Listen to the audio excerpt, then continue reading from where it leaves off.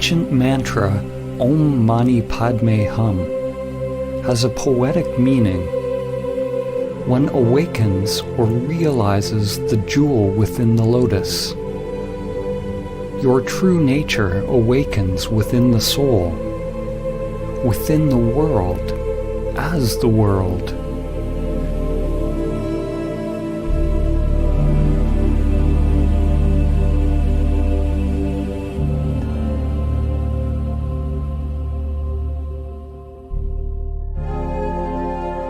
Using the Hermetic principle, as above, so below, as below, so above, we can use analogies to begin to understand the relationship between mind and stillness, relative and absolute.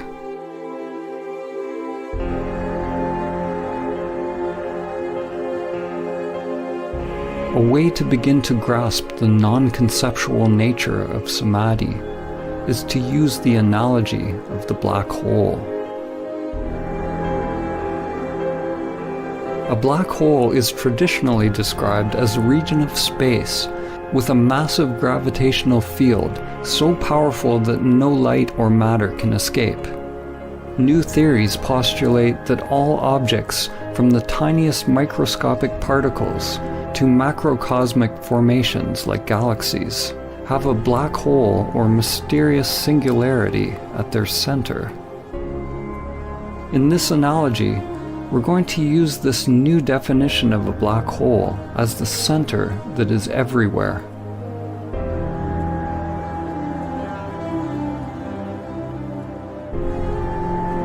In Zen, there are many poems and koans that bring us face to face with the gateless gate.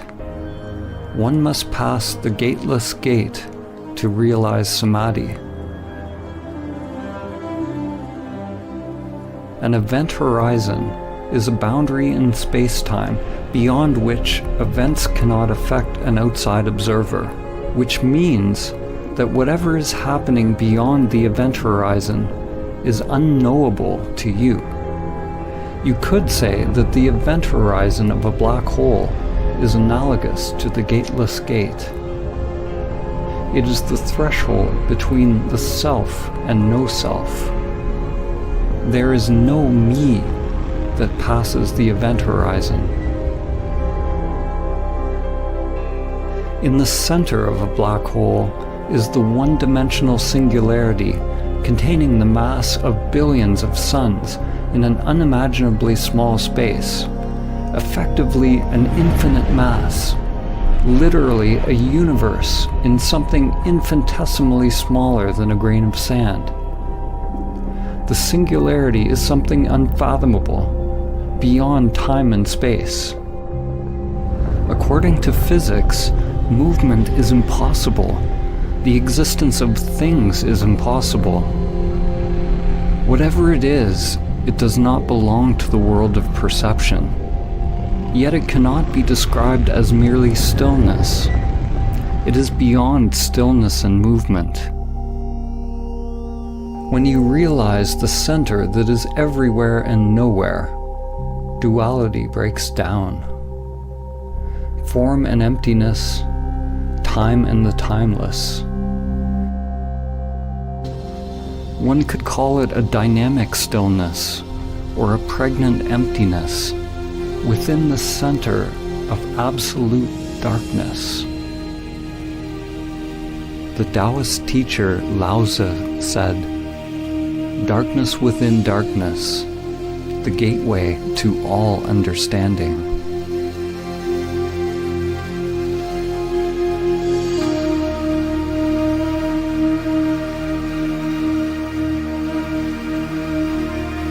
The writer and comparative mythologist Joseph Campbell describes a recurring symbol, part of the perennial philosophy which he calls the axis mundi, the central point or the highest mountain, the pole around which all revolves, the point where stillness and movement are together. From this center, a mighty flowering tree is realized, a Bodhi tree that joins all worlds,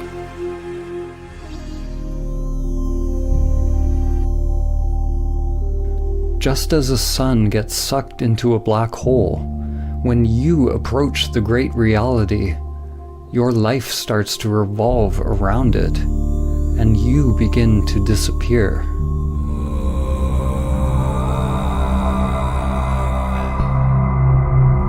As you approach the immanent self, it can be terrifying to the ego structure. The guardians of the gate are there to test those on their journey. One must be willing to face one's greatest fears, and at the same time accept one's inherent power, to bring light to the unconscious terrors and the hidden beauty within. If your mind is not moved, if there is no self reacting, then all phenomena produced by the unconscious arises and passes away. This is the point in the spiritual journey where faith is most needed. What do we mean by faith? Faith is not the same as belief. Belief is accepting something on the level of mind to bring comfort and assurance. Belief is the mind's way of labeling or controlling experience. Faith is actually the opposite. Faith is staying in the place of complete not knowing, accepting whatever arises from the unconscious. Faith is surrendering to the pull of the singularity, to the dissolving or dismantling of the self in order to pass the gateless gate.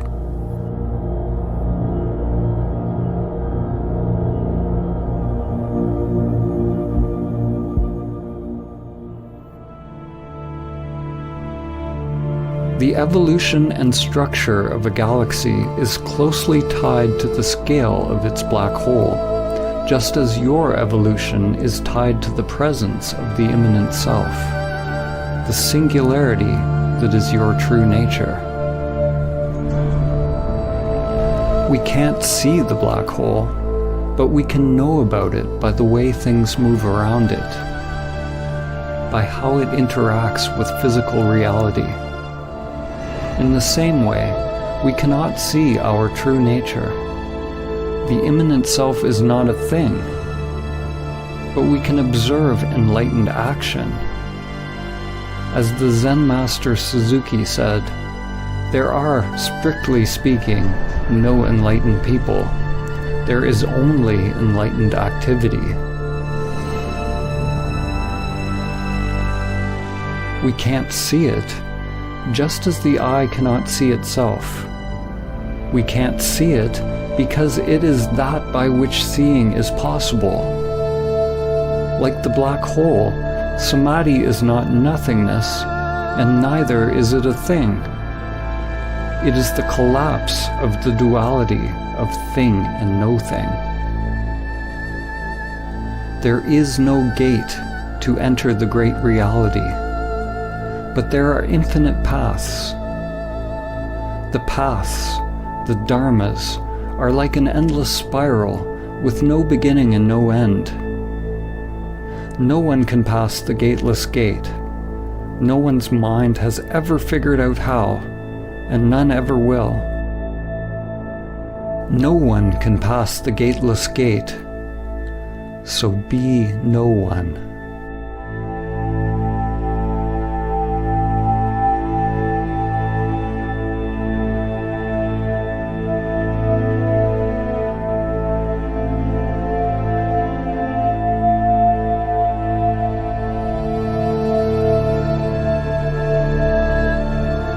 Samadhi is the pathless path, the golden key. It is the end of our identification with the self-structures that separate our inner and outer worlds.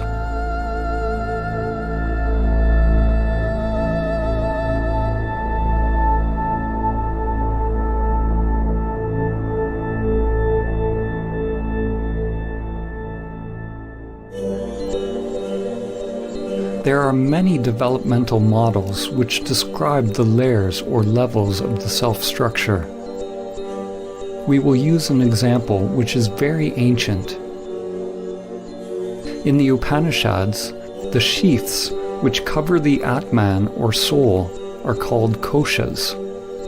Each kosha is like a mirror, a layer of the self-structure, a veil or level of Maya which distracts us from realizing our true nature if we are identified with it. Most people see the reflections and believe that that is who they are. One mirror reflects the animal layer, the physical body. Another mirror reflects your mind, your thoughts, your instincts and perceptions. Another your inner energy or prana, which you can observe when you turn inward. Another mirror reflects on the level of the imaginal, which is the higher mind or wisdom layer. And there are layers of transcendental or non-dual bliss that are experienced as one approaches Samadhi. There are potentially countless mirrors or aspects of self that one can differentiate, and they are constantly changing. Most people have yet to discover the pranic, higher mind, and non-dual bliss layers. They don't even know they exist. These layers are informing your life, but you do not see them. The hidden mirrors actually inform our lives more than the ones that are visible. They are unseen because for most people they are not fully illuminated by consciousness.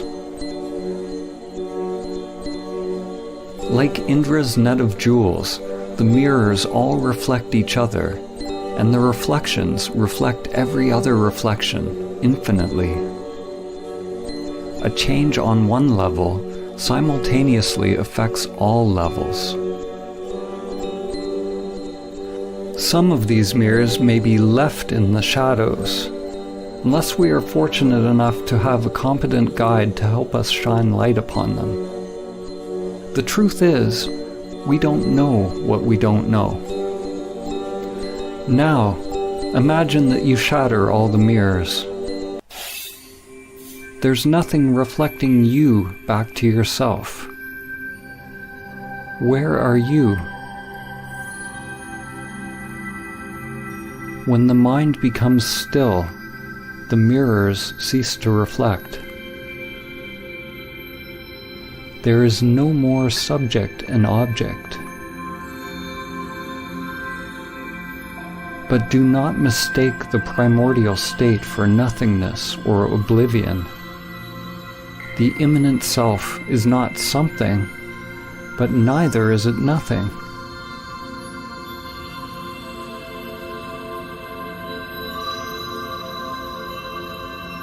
This source is not a thing. It is emptiness or stillness itself. It is an emptiness that is the source of all things. Form is realized as exactly emptiness. Emptiness is realized as exactly form. This source is the great womb of creation, pregnant with all possibilities.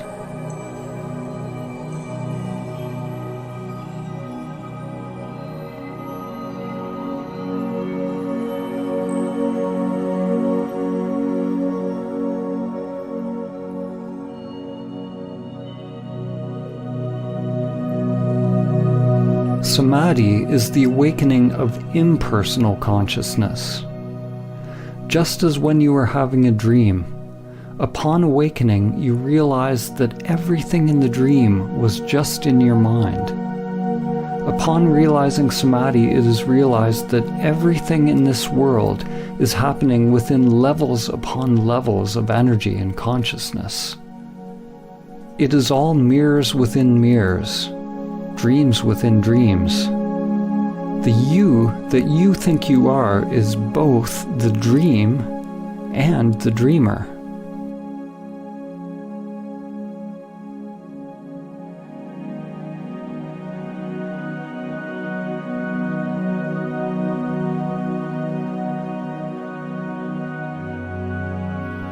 Whatever we say in this film, let it go.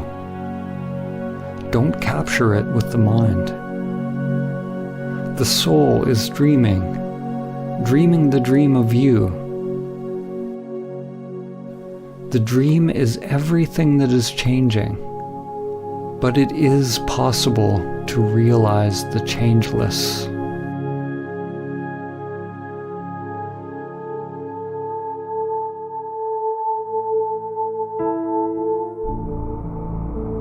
This realization cannot be understood with the limited individual mind.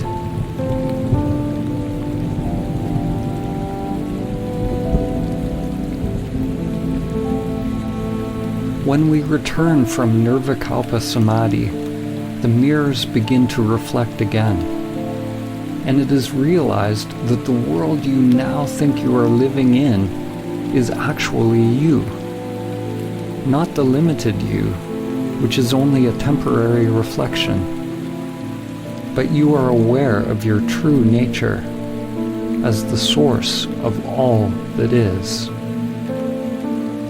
This dawning of higher wisdom, the embryo, prajna, or gnosis, is what is born out of Samadhi.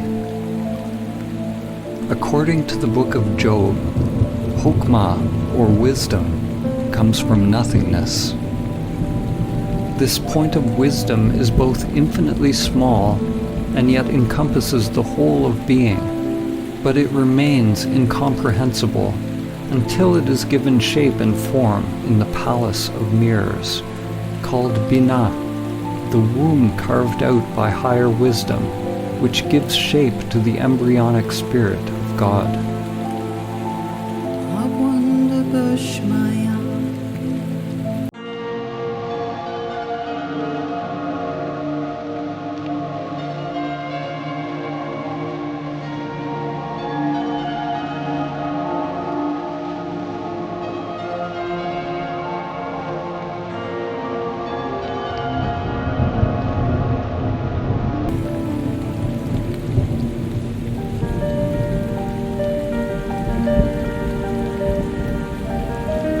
The existence of the mirrors, or the mind's existence, is not a problem. On the contrary, the error or aberration of human perception is that we identify ourselves with it. This illusion that we are the limited self is Maya. The yogic teachings say that to realize Samadhi, one must observe the meditation object until it disappears. Until you disappear into it, or it into you. Although the language in the various traditions is dissimilar, at their root they all point towards a cessation of self-identification and self-centered activity. The Buddha always taught in negative terms. He taught to investigate directly into the working of the self-structure. He didn't say what Samadhi was, except that it was the end of suffering. In Advaita Vedanta, there's a term, neti neti, which means not this, not that. People on the path to self-realization inquire into their true nature, or the nature of Brahman, by first discovering what they are not. Similarly, in Christianity, Saint Teresa of Avila described an approach to prayer based on the negative path, or via negativa, a prayer of quiet, surrender, and union, which is the only way to approach the Absolute. Through this gradual process of stripping away, one drops anything that is not permanent. anything that is changing. The mind, the ego construct, and all phenomena, including the hidden layers of self. The unconscious must become transparent in order to reflect the one source. If there is some deep knowing or some self operating in the unconscious, then our lives remain locked into a labyrinth of hidden patterns that comprise the undiscovered self.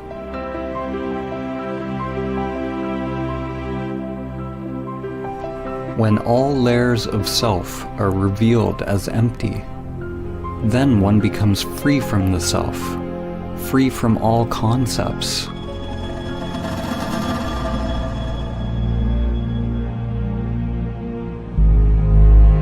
A turning point in your evolution is when you realize you don't know who you are. Who experiences the breath? Who experiences the taste? Who experiences the chant, the ritual, the dance, the mountain? Witness the witness. Observe the observer. At first, when you observe the observer, you will only see the false self. But if you are persistent, it will give way. Inquire directly into who or what experiences. Unblinkingly, piercingly, penetratingly, with the full force of your being.